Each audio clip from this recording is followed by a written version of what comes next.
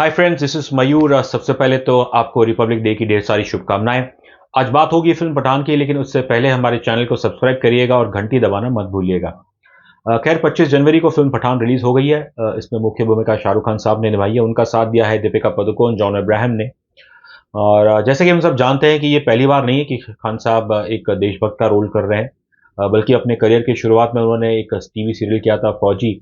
और बॉलीवुड करियर में उन्होंने तो आर्मी मैन का रोल प्ले किया है इन फिल्म्स लाइक आर्मी, मैं होना और वीर ज़ारा। खैर वीर ज़ारा तो एक क्रॉस बॉर्डर लव स्टोरी थी। और लेकिन जो उनके करियर की मैं कहूँगा सबसे अहम फिल्म रही है वो है दिलवाले दुल्हनिया ले जाएंगे। वो फिल्म की खासियत ये है कि कैसे Shahrukh Khan and that film went against the popular trend, जहाँ पे लड़का लड़की को भगा के नहीं लेके जाता है, बट पूरे मान सम्मान के साथ, उसके माँ बाप की मर्जी के साथ वो लड़की से शादी करता है। So Shahrukh Khan is not new to breaking trends. लेकिन ये है because of D L J उनकी एक छवि बन गई है एज ए रोमांटिक हीरो। और करीब 30 साल तक उन्होंने ज़्यादातर वैसे ही रोल्स किए हैं। अब जब पिछले 10 साल काफ़ी कठिन रहे, मेरे ख्याल से उनकी लास्ट सर्टिफाइड हिट सिर्फ चेन्नई एक्सप्रेस 2013 में आई थी। उसके बाद it's been a lean phase, और जाहिर है आई थिंक प्रेशर उनके ऊपर था, उन्हें कुछ हटके करना था। And so king Khan at the age of 57 decides to do an out and out action film. Physical transformation मैं कहूँगा बहुत ही लाजवाब है। वो शाहरुख खान ने जो बॉडी बनाई है, उनके बाल वैसे ही अच्छे हैं और भी लंबे किए, और जो दाढ़ी रखी है, एक फिजिकल अपील है, एक सेक्स अपील है उनके इस लुक में। जो तो मेरे ख्याल से पहली बार जब फिल्म का पोस्टर और टीजर आया था तो लोग, खासकर उनकी जो फीमेल फैंस हैं, वो इस लुक पे लट्टू हो रहे थे। खैर बात करें स्टोरी की तो एजेंट पठान, पठान एक भूले भटके रॉ के एजेंट है। उनकी शुरुआत होती है अफ्रीका में। ओपनिंग सीन जो उनका है, एक वो अपने पुराने दुश्मन से मिलते हैं, फिर अच्छी मार एक्शन होती है, और फिर वो दिल्ली आते हैं। और दिल्ली में आके वो अपने farmer reporting officer Nandini Dimple Kapadia उनसे मिलते हैं, और उनके सामने एक वो प्रस्ताव रखते हैं कि कैसे उनके जैसे भूले भटके लोग हैं, उन्हें वापस एजेंसी को हायर करना चाहिए। तो वो एक सजेस्ट करते हैं कि आप एक न्यू विंग क्रिएट करिए जिसका नाम है joker, JOCR, joint covert operation. अब जाहिर है एजेंसी की जो चीफ है colonel Luthra, Ashutosh Rana, the same man from War, और वो ना चाहते हुए भी, लेकिन as an additional security Pathan और उनके जोकर्स को दुबई भेजते हैं, जहाँ पे एक साइंस कॉन्क्लेव हो रही है, और वहाँ पे हमारे राष्ट्रपति आने अटेंड करेंगे। और इस इवेंट को खतरा है from one unit x, which is headed by gym John Ibrahim. ये एक प्राइवेट टेरर ऑर्गेनाइजेशन है जो पैसे लेके कॉन्ट्रैक्ट किलिंग्स करती है। और ऑब्वियसली इस एजेंसी को हायर किया गया है एक पाकिस्तानी जनरल ने। और जाहिर है once again as surprisingly Pakistani generals, I think they tend to act on individual capacity. इतना पैसा शायद है उनके पास। और फिर ऑब्वियसली इस मिशन के दौरान पठान की जिम से पहली बार मुलाकात होती है। टारगेट प्रेसिडेंट, इंडियन प्रेसिडेंट तो नहीं होते, और आउटवर्ड एक्स का मकसद जो है वो बाद में आपको पता चलेगा। बस इतना कहूँगा कि एक वायरस का मेंशन है, आगे जाके वो क्या है वो जब आप देखेंगे तो बेहतर रहेगा। फिल्म ऑब्वियसली मैं कहूँगा कि काफ़ी जगह पे इसे शूट किया गया है।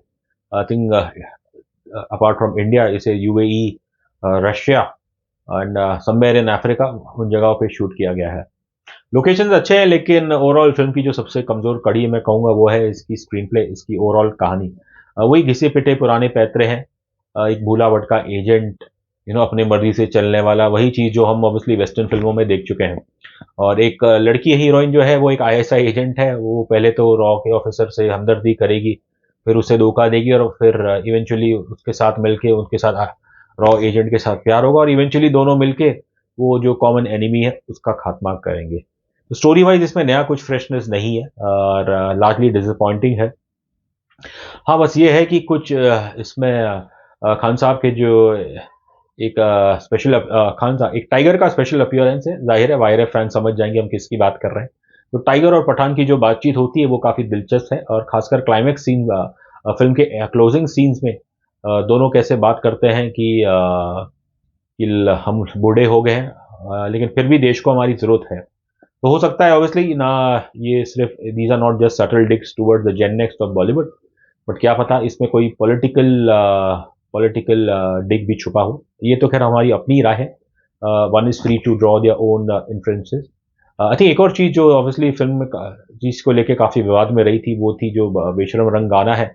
कैसे भगवे रंग में भगवे रंग के टू पीस पहन के दीपिका पादुकोण नाच रही थी, और इस चीज़ को लेके काफ़ी लोगों ने प्रोटेस्ट किए थे, जो राइट विंग ग्रुप्स हैं। पहले तो लग रहा था कि शायद सीबीएफसी ये सीन्स को काट देंगी या कलर बदल दिया जाएगा, लेकिन ऐसा कुछ भी नहीं हुआ है। बल्कि भगवा के जो सीन है वो तो और भी आपको बढ़ गए हैं, ऐसा लगता है। अब मैं लोगों से यही कहूंगा कि आप ज़्यादा नाराज मत होइए। एक आईएसआई एजेंट अगर हमने उसे भगवा रंग पहना दिया, तो बताइए इससे बड़ी बात क्या होगी। तो आई थिंक ओवरऑल कहीं ना कहीं there is a certain, I would say, political ideological connotations to this film. और अब इस पे लोग क्या कहेंगे, अपनी अपनी राय है। बट जो कहानियां चलती है किसी आइडियोलॉजी से नहीं, बल्कि राइटिंग से। ओवरऑल इसकी राइटिंग डिसअपॉइंटिंग है। अगर बात करें तो हम शाहरुख खान साहब की, तो उन्होंने आई थिंक एक कमाल ट्रांसफॉर्मेशन किया है, और उनकी परफॉर्मेंस ठीक ठाक है। उनका एक नेचुरल ह्यूमर है, वो हमें देखने को मिलता है। कुछ डायलॉग्स उनके अच्छे हैं, खासकर जब वो डेस्क पे रहते हैं। लेकिन वंस अगेन आई वुड से he is hampered by the poor writing. फिर भी आई थिंक खान साहब ने ये जताया है कि इस उम्र में कैसे वो ऐसी फिल्में भी कर सकते हैं, ही बिलोंग्स। रही बात जॉन इब्राहिम की, तो अक्सर जो देखा गया है पिछले 2 ढाई 3 साल से, कि जॉन इब्राहिम अपनी फिल्मों को प्रमोट नहीं करते हैं। अगर प्रमोट भी करते हैं तो वहाँ के उनका चेहरा एक लंबा चेहरा रहता है। अब खैर मैं तो खैर इतना कहूंगा कि बस इसके ज़्यादातर जिम्मेदार वो खुद है, बिकॉज जो उन्होंने शॉडी वर्क किया है वो सभी को वो बिल्कुल देखने लायक नहीं है। और यहाँ पे अगर उन्हें किसी को ब्लेम करना है तो शायद अपने सबसे पहले तो अपने आप को करना पड़ेगा। अब ये जिम बड़ा है ना, इसका अपना एक ट्रेजिक पास्ट है। और अब जॉन अब्राहम ऑब्वियसली वो भी काफ़ी अच्छे दिखते हैं इस उम्र में भी। और ज़्यादातर वो आपको छोटे कपड़े छोटे शॉर्ट्स में दिखाई देंगे, या फिर टाइट आउटफिट्स में। अब शायद इसलिए उनकी आउटफिट का नाम ही आउटफिट एक्स है। बट इस कैरेक्टर में कहूँगा बिल्कुल भी कोई फियर फैक्टर नहीं है। रही बात दीपिका पादुकोण की, तो शुरुआत तो ठीक है, लेकिन आगे जाके वही घिसी पिटी कहानी है, जैसे हमने जोया और टाइगर की लव स्टोरी में देखा, या जो भी उनकी कहानी थी। आई थिंक मुझे बड़ी हैरानी होती है कि इसके पीछे क्या कारण हो सकता है हमारे बॉलीवुड वालों का, कि आपको जो आपकी हीरोइन है उसे आपको आईएसआई एजेंट ही बताना है। खैर बस ये है कि भगवे रंग पहन के अगर कोई आईएसआई एजेंट, अगर हम भगवा रंग आईएसआई एजेंट पे पहना सकते हैं, तो इससे बड़ी जीत हमारे लिए क्या होगी। आई थिंक फिल्म में जो थोड़ी मैं कहूँगा सरप्राइजिंग चीज़ ये है कि कैसे एक बायोलॉजिकल वेपन का दिखाया गया है, और वो रशिया में है। नॉर्मली तो हम अज्यूम कर सकते हैं कि ये चाइना में हो, बट मे बी शायद it's difficult to take the name of China. Russia एक फ्रेंडली कंट्री है, उसके साथ हमारे रिलेशन बड़े अच्छे हैं, तो शायद फिर भी I don't know how the Russian would perceive this, कि एक हिंदुस्तानी फिल्म में ये दिखाया गया है कि उनकी कंट्री में एक बायोलॉजिकल वेपन है। आई थिंक ओवरऑल कहूंगा कि फिल्म के जो 3 मुख्य कैरेक्टर्स हैं, जॉन, दीपिका और शाहरुख खान, इनकी फिजिकल अपील है, और इनके जो लुक है वो जाहिर है इस इंस्टाग्राम और इस टिकटॉक जनरेशन को अपील करेगा। लेकिन from the point of view of a film, ये फिल्म लार्जली हमें डिसअपॉइंट करती है। इसका एक्शन, वंस अगेन मैं कहूंगा कि थोड़ा काफ़ी ओटीटी है।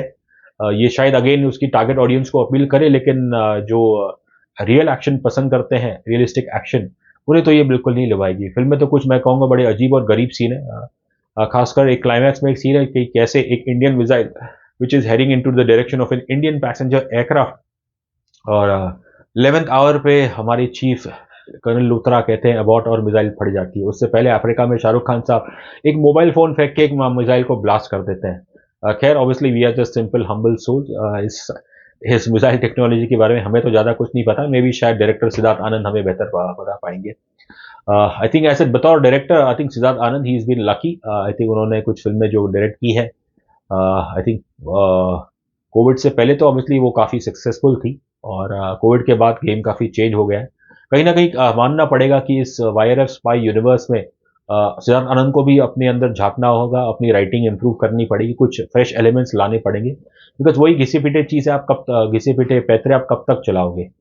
तो I think direction point of view ये फिल्म काफ़ी डिसअपॉइंटिंग है। इसके एक्शन सीन्स ओवरऑल मैं कहूँगा यू नो एवरेज है। और आई थिंक एक जो सबसे मैं कहूँगा मजाकिया सीन है कि कैसे एक रशियन आइस बेल्ट पे शाहरुख खान और पठान और जिम, ये तो एक दूसरे का ये तो बाइक चला रहे हैं, और वहीं पे हमारी आईएसआई एजेंट रुबीना, दीपिका पादुकोण, वो स्केट रोलर स्केट्स पहन के आती है, और वो बाइक से भी तेज स्केटिंग करती है। तो खैर अगर आपको ये पसंद है तो अच्छी बात है।